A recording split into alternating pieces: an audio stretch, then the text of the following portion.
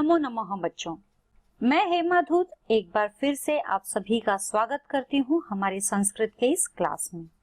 बच्चों, आज जो हम करने जा रहे हैं आज छठी कक्षा का संस्कृत विषय से व्याकरण भाग का 13वां पाठ और हमारे पाठ का नाम है अनुवाद कार्यम।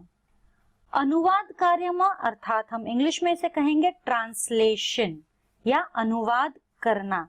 यदि कोई भाषा हमें समझ में नहीं आती है तो जब हम उसका अनुवाद हमारी जानी हुई भाषा में करते हैं तो हमें वह चीज बहुत अच्छी तरीके से समझ में आ जाती है। बिल्कुल उसी तरीके से मैंने आपको पूरा सेशन जो है पूरे 6th स्टैंडर्ड में पूरा संस्कृत जो यह भाषा है मैंने अनुवाद करके आपको पढ़ाया है। मैंने जो भी हमारे संस्कृत के चैप्टर्स है टेक्स्ट बुक में, पाठ्य पुस्तक में, उनका मैंने अनुवाद करके ही आपको पढ़ाया है, जिसके कारण वह आपको समझ में आया है। तो यहाँ पर हम कुछ और वाक्य लेकर आए हैं आपके लिए और इसीलिए इस पाठ का नाम हमने अनुवाद कार्य में लिखा है।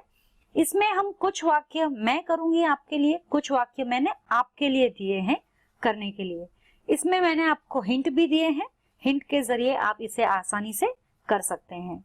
हम शुरुआत करते हैं आज के हमारे पहले स्लाइड से, अनुवाद कार्य की पहले स्लाइड से। यह है जो हमारा पहला है अभ्यास का अकारांत पद प्रयोग। यह अनुवाद जो है हम अधिकतर अकारांत पद, जो अकारांत शब्द वाले पद हैं, हम उनका प्रयोग यहाँ पे करेंगे। हिंदी वाक्य है, हिंदी वाक्यानि, संस्कृत वाक्यानि। तो यहाँ पर हम हिंदी और संस्कृत में, पहले हिंदी में लिखा हुआ है उसी को हम संस्कृत में अनुवाद करेंगे। अब तक मैं आपको जो पढ़ाती आई हूँ संस्कृत से हिंदी में अनुवाद करते हुए, अब हम हिंदी से संस्कृत में अनुवाद करेंगे। तो हमारा पहला वाक्य है, यह वृक्ष है, एषः वृक्षः अस्ति। यह अर्थात एषः, वृक्ष अर्थात वृक्षः, है का अर्थ है अस्ति। यह वृक्ष है, एषः वृक्षः अस्ति। अगला है, ये दो वृक्ष है, एतौ वृक्षौ स्तः।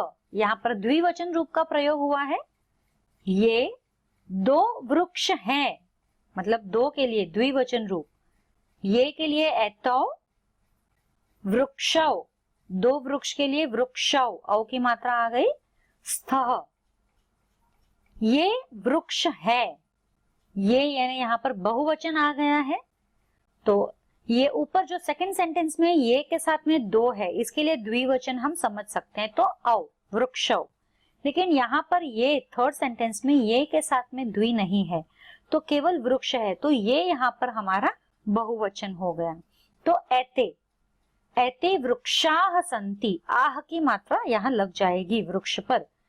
एते वृक्षाः सन्ति, तो ये हमारा संस्कृत में परिवर्तन था। यह माला है, ऐशा माला अस्ति। यह माला है, ऐशा माला अस्ति। ये दो मालाएं हैं, एते माले स्तः। ये दो मालाएं हैं, एते माले स्तः। ये मालाएं हैं, एताः मालाः सन्ति। ये मालाएं हैं, एताः मालाः सन्ति। यह फल है, एतत् फलम् अस्ति। यह फल है, एतत् फलम् अस्ति। ये दो फल है, एते फले स्तः। ये दो फल है, एते फले स्तः। ये फल है, एतानि फलानि सन्ति। ये फल है, एतानि फलानि सन्ति। अब आप देखिए, मैं ऊपर कर रही हूं वापस से। पहले दूसरे तीसरे वाक्य में पुल्लिंग शब्द है, यह वृक्ष है, ये पुल्लिंग शब्द हमने यूज किया है, वृक्ष जो है। दूसरे में यह आवर्ण है, यह माला है, ऐशा, ऐशा जो है स्त्रीलिंग के लिए यूज होता है। तो स्त्रीलिंग में चौथा, पांचवा, छठा जो है, ये दो मालाएं हैं, ये मालाएं हैं, यह हमने एक वचन, द्विवचन, बहुवचन में किया। और उसी प्रकार फल, फल एक नपुंसकलिंग शब्द है, तो हमने नपुंसकलिंग शब्द के साथ में इस्तेमाल किया। यहाँ पर गौर करने वाली बात यह है कि हमने यहाँ पे सर्वनाम, नाम दैट इज संज्ञा, और जो हमारी क्रिया है या क्रियापद है वो सब हम किस तरह से बदलते हैं, उनके वचन अनुसार, उनके लिंग अनुसार। इसके साथ इसीलिए यह अनुवाद कार्य में दिया गया है कि हमें अनुवाद, हर चीज की बारीकी से जानकारी लेनी है कि यह क्या है और फिर उसके अनुसार उसे अनुवाद करना है। और ये सारे एक वचन, द्विवचन, बहुवचन, लिंग के अनुसार हमने सारे ऑलरेडी हमारे पहले के व्याकरण भागों में कर चुके हैं। अगला है अनुवादम कुरुत। अब ये आपको करना है, अनुवादम कुरुत, ये मैं नहीं करूंगी संस्कृत में, यह आपको करना है। केवल देखो ये सब तो आपको पता है, ऐशः, ऐशा, हाँ। अब ऐते, ऐतानी, ऐतो, ये सब आप देख सकते हो, दो है तो ऐतो, और ऐतानी बहुवचन है तो ऐतानी, ऐशः सिंगल के लिए। अब स्त्रीलिंग है या पुल्लिंग है वो भी आपको देखना है। आप पिछले स्लाइड्स को देखकर फिर आगे बढ़ सकते हो। यह पर्वत है तो यहां पर आपको बदलना है पूरा। दूसरा है ये दो डंडे यानी दंड है फॉरेस्ट के लिए। ये दर्पण है, यह नौका है, ये दो बकरियां हैं, ये लताएं हैं, यह पत्ता है, ये दो पुष्प हैं, और 9th वन ये बीज है। अब ये आप अनुवाद कैसे करोगे? जैसे अभी आपको है का आपको पता है अस्ति आएगा, है ना, और यह जो है यह का ऐशा, यह ऐशः या ऐशा, ऐतानी, ऐश, ये सब वर्ड्स आएंगे ऐते। अब देखिए मैंने इसमें आपको सहायक पद दिए हैं। जैसे पहला है हमारा यहाँ पर ऊपर है पर्वत, ठीक है, तो हम संस्कृत में पर्वत के लिए यूज कर सकते हैं पर्वतः। दूसरा है हमारा दंडे, डंडे, डंडे के लिए हम यूज कर सकते हैं दंडौ। तीसरा दर्पण के लिए दर्पणाः, फिर नौका के लिए नौका, बकरियों के लिए अजय, लता के लिए लताः, पत्र के लिए पत्रम, पत्ते के लिए पत्रम, पुष्प के लिए पुष्पे, एंड बीज के लिए बीजानी। तो इस तरह से ये सहायक पदों के मदद से आप उन वाक्यों को बदल सकते हैं। अब अभ्यास दूसरा जो है, अब ये प्रश्न वाक्यानि। अब हम यहाँ पर प्रश्न वाक्य पूछेंगे, प्रश्न वाक्यों का अनुवाद करेंगे। हिंदी में वाक्य है यह कौन है, वही हम संस्कृत में लिखेंगे ऐशः कः अस्ति। यह कौन है, यह ऐशः कौन, कः है, अस्ति।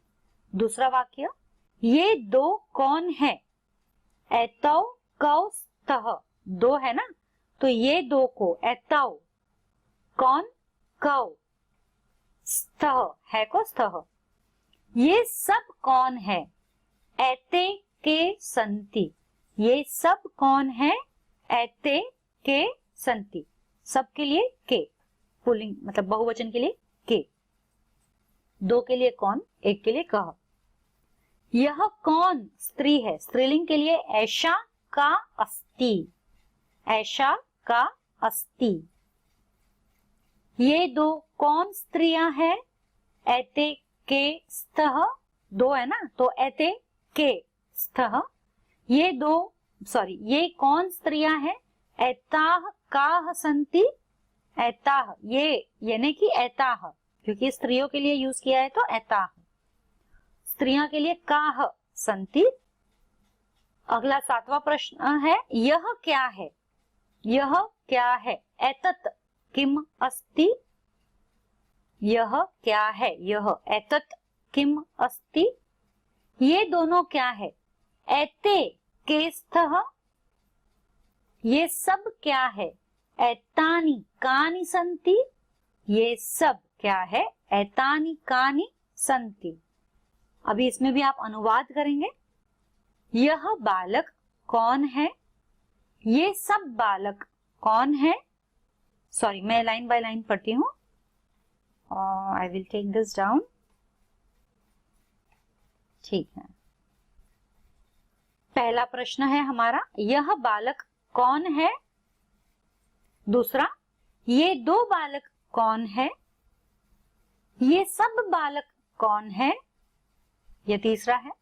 चौथा, यह बालिका कौन है? पांचवा, ये दो बालिकाएं कौन है? छठा, ये सब बालिकाएं कौन है? सातवां, यह मित्र कौन है? आठवां, ये दो मित्र कौन है? और नौवां, ये सब मित्र कौन है? बिल्कुल आसान रहेगा ये सब आपके लिए करने के लिए, क्योंकि बालक पुल्लिंग शब्द हो जाता है तो उसके लिए सर्वनाम भी हमें पुल्लिंग रूप ही इस्तेमाल करने पड़ेंगे। बालिका जो है स्त्रीलिंग रूप है तो सर्वनाम भी स्त्रीलिंग के ही रूप होंगे, और मित्र जो है नपुंसकलिंग शब्द है तो इनके सर्वनाम भी नपुंसकलिंग शब्द के रूप में ही होंगे। तो सहायक पद यहाँ भी दिए हुए हैं।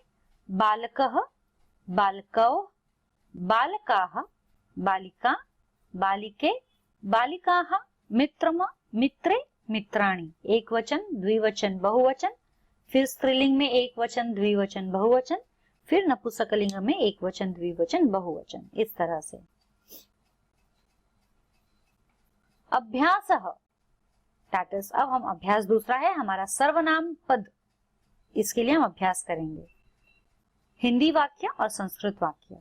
वह कौन है? सह कः अस्ति, वह के लिए सह। वह राम है? सह राम, रामः अस्ति। यह कृष्ण है? एषः, अब वह के लिए सह, यह के लिए एषः, एषः कृष्णः अस्ति। वे दो कौन है? तौ कौ स्तः। वे दो छात्र है? तौ छात्रो स्तः। ये दो छात्राएं हैं? एते छात्रे स्तः।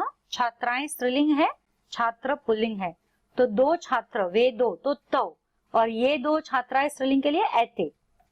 वे सब कौन है? ते के संति, अभी वे सब, वे के लिए ते हमने यूज किया है। हाँ, अभी यहाँ पे वे सब बालक है, बालक अर्थात पुल्लिंग शब्द है तो ते, ते बालकाः सन्ति। फिर है हमारा ये सब भवन है, ये सब, यहाँ पर ये जितने भी हैं ये सब भवन है, तो हम यहाँ पर आ गए सब है ना, सब के लिए हम इस्तेमाल कर रहे हैं एतानि भवनानि सन्ति, एतानि भवनानि सन्ति। अभी अनुवाद करना है हमें। वह राजा है, वे दो हाथी हैं, वे सब मृग है, यह नारी है, ये दो चिड़िया है, ये सब मक्खियां हैं, वह घर है, वे दो कमल है, वे सब वस्त्र है।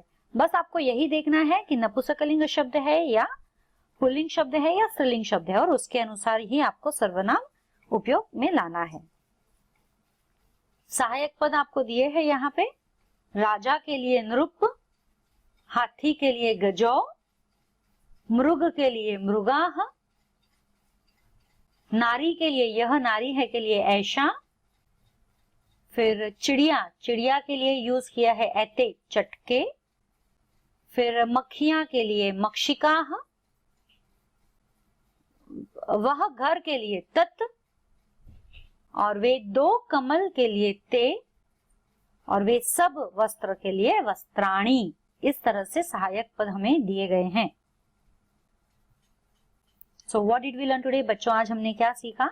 आज हमने अनुवाद कार्य सीखा है कि किस तरह से हमें एक वाक्य को उसके सर्वनाम, उसका नाम जो भी है हम यूज करते हैं, उसका संज्ञा में हम इसे क्या कहेंगे और उसका क्रिया क्या है, क्रियापद क्या है अंत में। तो इसके साथ ही हमारा आज का ये सेशन यहीं समाप्त होता है बच्चों। फिर मिलेंगे अगले सेशन में, इसी के अगले सेशन में। तब तक के लिए धन्यवाद। शुभ दिन।